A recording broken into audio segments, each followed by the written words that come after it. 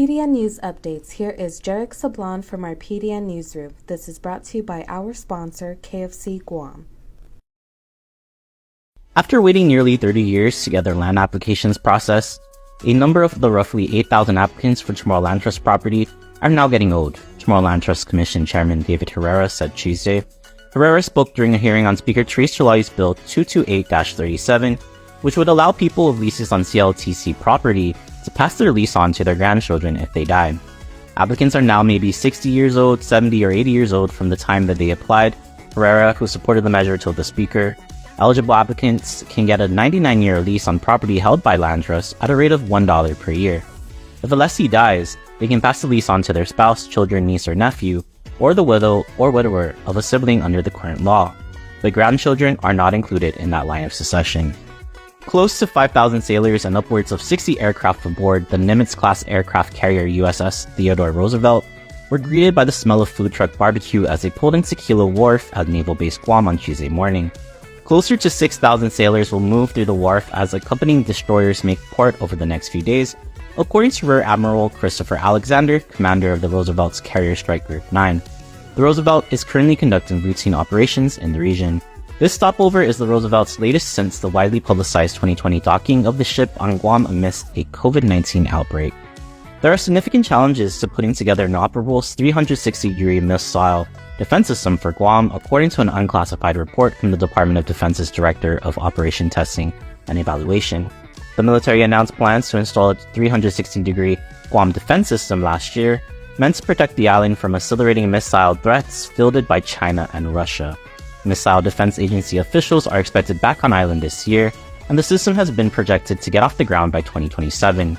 But multiple types of surveillance sensors, anti-missile launchers, and computer systems will have to be able to function together, which presents a significant integration and test planning challenge, according to the DoD's recent unclassified report.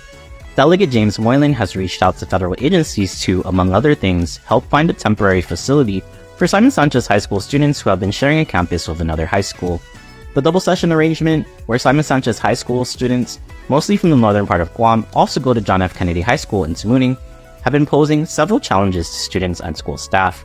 Moylan wrote separate letters to the U.S. Department of Education and the U.S. Army Corps of Engineers to seek technical and/or financial assistance to address the challenges posed for the double sessions at the two schools.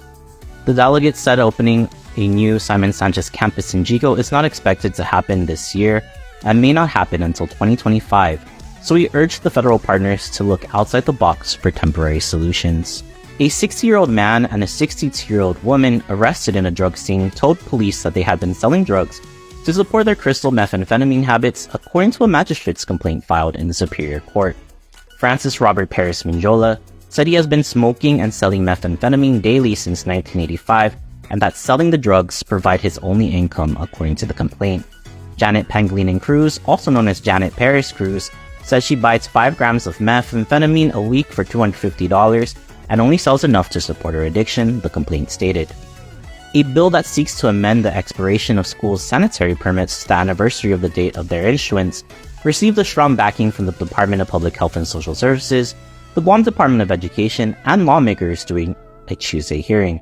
Under existing law, all sanitary permits expire on June 30th annually. Senator Chris Barnett, the sponsor of Bill 226-37, said the expiration of all sanitary permits on June 30th this year would pose a dire situation for students, staff, and schools. If the law is not changed, certain schools may not be able to operate due to invalid sanitary permits, the senator added. Education Superintendent Kenneth Swanson said he is appreciative of the proposal, but he asked lawmakers to consider a 2-year renewal cycle for both health and safety requirements. For more of these stories, log on to GuamPDN.com and follow us on social media.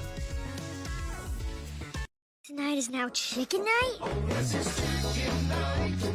Chicken night. Oh, yes, it's chicken night. Oh, what a night. Oh, what a night. Make it a chicken night with KFC's 25